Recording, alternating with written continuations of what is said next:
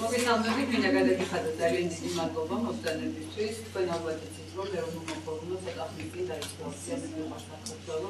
ეს არის პირობითი სახელწოდება, თქვენ ასევე კარგად გემახსოვრებათ, რომ რამდენიმე თვის წინ მმართველმა გუნდმა თავისი წინასაარჩევნო კამპანია თვითმმართველობის არჩევნების დროს სწორედ ამ სახელწოდების ქვეშ ჩაატარა და ჩვენ მინდა გაჩვენოთ საზოგადოებას, რომ მასე არ უნდა უყვარდეთ საქართველო, როგორც უყვართ ამ ქვეყანაში ამ ხელისუფლების წინააღმდეგ ჩვენ დავდივართ და ყოველი მხარეს ხედავთ, რომ ქვეყანაში არის ურთიერთობის მდგომარეობა და ქვეყანაში არის პოლიტიკური, ეკონომიკური და მორალური კრიზისი. ნიშნავს იმას, რომ ადამიანებს უბრალოდ ჭირდებათ, რომ დაუბრუნდეთ ის იმედი, რომ ასე არ უნდა გავაკეთოს ეს ყველაფერი. თქვენ ასევე კარგად გემოსწორებათ, რომ ჩვენ დავდეთ რამდენიმე აქცია რეგიონალური პროგრამების, ამის წინ იყო აქცია პროფიტთან დაკავშირებით და იყო მცხეთასთან დაკავშირებით. ჩემთვის პრინციპულად მნიშვნელოვანი არის დღევანდელი დღე, იმიტომ რომ დღეს არის შიდა ქართლის პრობლემებთან დაკავშირებული აქცია. ჩვენ ერთად ახლა იმყოფება ეროვნული ფორუმის შიდა ქართლის, უბრალოდ გორის რაიონული ორგანიზაციის ხელმძღვანელი სოსო ახტანგიშვილი და ეს მოყვება როგორი არის დღეს, როგორ ცხოვრობს ნაუმარ შიდა ქართლში მოსახლეობა და როგორი უძინესი მორალური წინააღმდეგ შემოყვებიან ეს ადამიანები.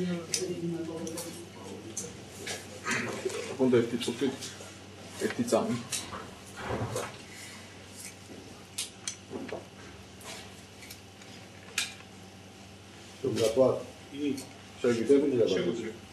მოგესალმებით უპირველეს ყოვლისა, ეს ვინდა გადასცეთ რამდენიმე სერიოზული პრობლემა, რომელიც არის შიდა ქართლში.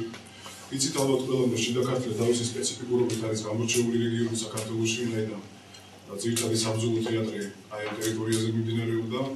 არის ძალიან ბევრი პრობლემა, რომელიც აუცილებლად გადაჭრას საჭიროებს და ეგება ჩვენი ძალისხმევით და თქვენი ძალისხმევით ამ პრობლემებზე ცოტა უფრო მაღლა ვისაუბროთ საზოგადოების გასაგებად. ამიტომ შევიკრიბეთ ჩვენი ერთ-ერთი მიზანი ისიც არის, რომ შიდა ქართლის რეგიონალური პრობლემატიკა არსებობს. განვიხილოთ ზოგადად ჩვენი ქვეყნის ერთ-ერთ უზარმაზარ საფრთხევასთან შორის თანამოაჩენთ ეს პრობლემა. უპირველეს ყოვლისა, რაზეც გვინდა გავამახვილოთ ყურადღება შიდა ქართლში, ეს არის ბუფერული ზონები, ეგრეთ წოდებული კონფლიქტის პირასოფლები, სადაც ძალიან დიდი განკარგი იყო როგორც მატერიალური, ისევე სხვა ფორმით ადამიანებისა, ასევე ძალიან ბევრი ადამიანი იყო ამ ტერიტორიებზე, მაგრამ ყველასთვის საინტერესო არის თუ როგორ ცხოვრობს დღეს ეს ნაომარი ხალხი, ამ პრობლემაში არის ყველანაირი ჩავარდნილი და ჩვენ გვინდოდა რომ ეს უფრო თვალსაჩინო გამხდარიყო, წარმოვიდგინოთ ის როგორც ფოტომასალა, ისე ვიდეო ჩანაწერები, რომელიც ეს იყიდოს ხოლმე. ამასთან ერთად მინდა შეგახსენოთ, რომ გასული წლის შემოდგომით ეროვნული ფორუმის ლიდერები ბატონი ახალგეშა და ბასანი გიზრაეშაშვილი, გუდა ჟავახიშვილი იმყოფებოდნენ აი ამ რეგიონში. თავის თვალით ნახეს იქ არსებული სიტუაცია. ფაქტიურად კარდაკარ მოიარეს სოფლების ეგნეთისა და ნიქოზის ის დამწვარედინები და ის სავარგულები, რომლებიც დღეს განახლებებულ მდგომარეობაში არის და გამომდინარე იქიდან, რომ იმის შემდეგ სიტუაცია არ გამოსწორებულა, გადავწყვიტეთ, რომ ეს თემა უფრო აქტუალური გამხდარიყო, ამიტომ მოგიწევთ ეს შეხვედრას. უპირველესი საფრთხე ამ ტერიტორიაზე არსებული მოსახლეობის საკითხად ის, რომ იცით რომ უწყლობის პრობლემა, შედეგად ჩეხება ვაშლის ბაღები. ჩვენ შეგვიძლია ანალოგია გავაკეთოთ ამასთან დაკავშირებით, რომ როგორც კახეთში ხდებოდა ვაზისთან შეხება ანალოგია ხდება შიდა ქართლში უკვე ვაშლის ვაშლანიდან დამოკიდებული ეს პრობლემატიკის განაჩენი. პრობლემის სათავე გახლავთ ის, რომ გასულ წელს ცენტრალურმა ხელისუფლებამ შეაჩერა ახალგორში ბუნებრივი აირის მიწოდება.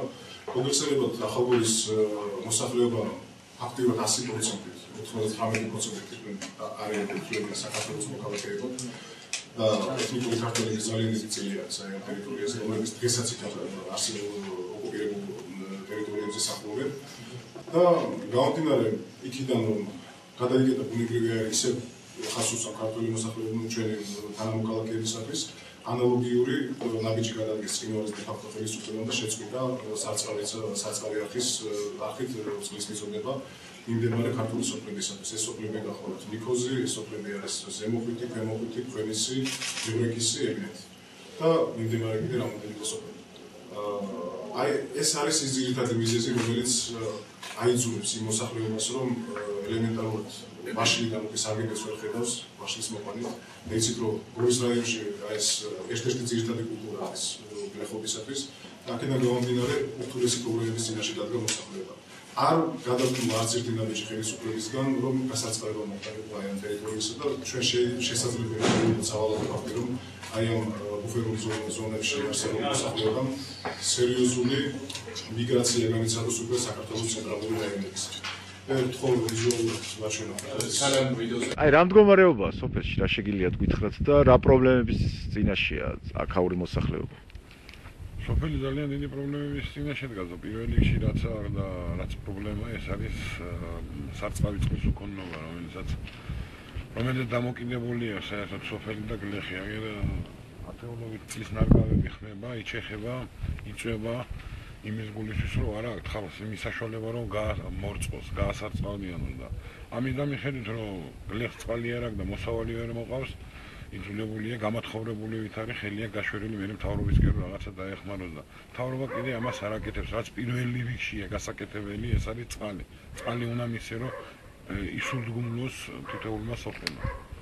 უწყლოდ არაფერი არ გამოვა, მიგრაცია დაიწყება და დაიცლება ეს სოფლები თუ ერთი ამ მოახლოების მომავალში არ გაკეთდეს. აი ხედავთ რა შეშის პრობლემაც არის, დარგავები იჩეხება უკვე რაღაც. შეშის პრობლემა საერთოდ მოიხსნება თუ არ იქნება წყალი, საერთოდ ეს დარგავები გახმება და ამოიყრება, მაგრამ ეს რო დაიწვევა, მე რა იქნება და რითი ისულდგუნებს ხალხი არავინ არ იცის. ამიტომ ამაზე ყურადღება მინდა რომ გაამახვილოს სულ ყველამ, მათო მე შუპი და გუბერნატორი უნდა ყოფილიყო წესით წყალი ამ მარტის ბოლოს დასასრულს აფუძნის დასაწყისში, მაგრამ როგორც მე გაირკვა წერტილოვანი გასარწყავიანება იქნება და ეს წერტილოვანი გასარწყავიანება ყველაზე არ იქნება და ეს თუ შემოვიდა უარესობა იქნება სოფელში ერთმანეთს გადაკიდებს ხალხს. ამიტომ მასიურად არ გასარწყავიანდება ეს სოფელი და თუ მასიური სახე არ მიეცა ხალხში გამოიწვევს ეს გახდათ ის არქი, რომელიდანაც მომარაგება ხდებოდა, აი ამ სოფლებისა გასარწყავიანება ხდებოდა. და გამომდინარე იქიდან რომ ეს წყალი არის დაკეტილი, მოსახლეობამ შეიძლება სერიოზული მიგრაცია განიცადოს კიდევ მეორე საქართველოს ცენტრალური რაიონებში. მეორე პრობლემა, რომელიც ჩვენ გვინდა რომ წარმოვიდგინოთ, ეს გახლავთ ომის შედეგად დანგრეული სახლების რეაბილიტაციის პროცესი. ჩვენ ვიცით, რომ ხელისუფლება გარკვეულწილად თავმოწონედ განაცხადა, რომ 28 მილიონი ლარი იყო გამოყოფილი ამასთან დაკავშირებით ასაკის მოსახლეობაში, მაგრამ სამწუხაროდ ძალიან ბევრი ასეულობით და ათასეულობით ადამიანი არის დარჩენილი, რომელსაც ნაწილობრივ ზოგ საერთაშორისო კომპენსაცია და ნაწილობრივ კიდე არიან ოჯახები, რომლებსაც ელემენტარული დახმარებაც არ აქვს მიღებული. მithom ეს სიმპოზიუმი სახელმწიფო პროგრამები, რომლებიც მუშაობდა ამ ტერიტორიებზე, გარკვეულ შეზღუდულობით გამოირჩევა ფაქტიურად დამთავრებული სახელმწიფო პროგრამები და ფაქტიურად თავდება საერთაშორისო ჰუმანიტარულ დახმარებას. ჩვენი საკუთარი მოსახლეობა შესაძლებელია სოციალური კატასტროფის წინაშე დავაყენოთ კი არავინ ამაზე ერთობლივად ხმას და შესაბამისად არ გავაკეთებთ იმ ქმედებებს, რომლებიც აი ამ მოსახლეობას დაეხმარება პრობლემების გადაჭრაში. ერთ-ერთი პრობლემა, რომელიც აი ამ დამწვარი სახლების რეაბილიტაციასთან გაჩვენეთ ამასაც ვიზუალურად გახლავთ, ეს არის ის, რომ ის 28 მილიონი ლარი, რომელიც იყო გამოყოფილი ამ დამწვარი სახლების რეაბილიტაციაზე, ფაქტიურად არ იქნა დახარჯული. რადგანაც გორის საგრებულოს ერთ-ერთ ოპოზიციურმა დეპუტატმა უკვე არაერთხელ დავით რაზმაძემ არაერთხელ განაცხადა, 12 მილიონი ლარი აი ამ 28 მილიონიდან არის არამიზნობრივად გახარჯული და ხშირ შემთხვევაში არ არის ასახული საერთოდ არც ერთი ხარჯვითი ნაწილი წარმოდგენილი საგრებულოში. მე მინდა ვისარგებლო და ვიცი რომ საქართველოს პროკურატურას აქვს იმის საშუალება, რომ საჯარო ინფორმაციაზე ამზადოს სისხლის სამართლის საქმე და აქედან თქვენი საშუალებით მინდა ვიმართო საქართველოს პროკურატურას, რომ დაინტერესდეს აი 12 მილიონის სანალოგობით სად წავიდეს ფულები, სად იქნა გახარჯული ეს დიდი ნაწილი და ალბათ თუ მათი ეს ინტერესი იქნება გარკვეულწილად ჩვენი ცნობის მოყარება დაგმოყოფილში. მე მინდა ვთქვათ ის კადრები, რომელიც არის დამწვარი დანგრეული სოფლის სოფელში. და ესეთი აზურკასრაძეების სახელი ესეთი აზურკასრაძეები არის ძალიან ბევრი. ცნობილი საომარი მოვლენების გამო მთლიანად დაიწვა ჩემი საცხოვრებელი სახლი 2008 წლის აგვისტოში. როდესაც უკვე ერთ მოსახლეობაზე მასიურად დაიწყო კომპენსაციების გაცემა დამწვარი სახლის საანსროდ, მეც განცხადებით ხელში მიმართე გამგეობას. სადაც თემის რწმუნებულმა ბატონმა თემო ტეტუნაშვილმა მითხრა, რომ თავი შემეკავებინა გამგებელთან შესვლაზე, რამე თუ პირველ ეტაპზე არ ვიყავი სიაში და მეორე ეტაპზე დაკმაყოფილებოდი კუთვნილი თანხით. კი ბატონო, დავითანხმე გამომტრიალდი უკან განცხადებით ხელში ფაქტიურად გამგებლის მისაღებიდან ბატონი ხმედაშვილის ოთახისა და როდესაც რამდენიმე ხნის მერე მივმართე რომ რა ხდებოდა მეორე ეტაპთან დაკავშირებით. მან მითხრა, რომ ყველანაირი ეტაპი დამთავრებული იყო.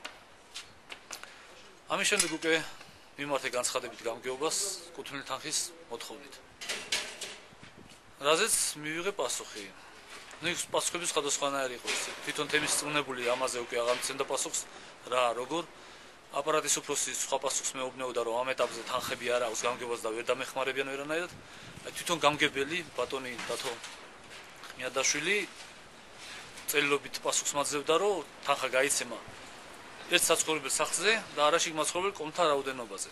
და მესამე წელიწადია უკვე წავიდა და ფაქტიურად ვარ ესე ერთ კოტეჯში, რომელიც ამიშენა ტოლთა საბჭომ დანიისა თავშესაფრის მიზნით და ფაქტიურად იქ მიწევს მეუღლესა და სამშვილთან ერთად ცხოვრება. ეს არის 21 კვადრატული მეტრი ფართი. ბრძოლას ვერანაირად ვერ დავანებებ, იმიტომ რომ ბავშვები და ოჯახი ფაქტიურად გაუბედურებულნი რჩებიან.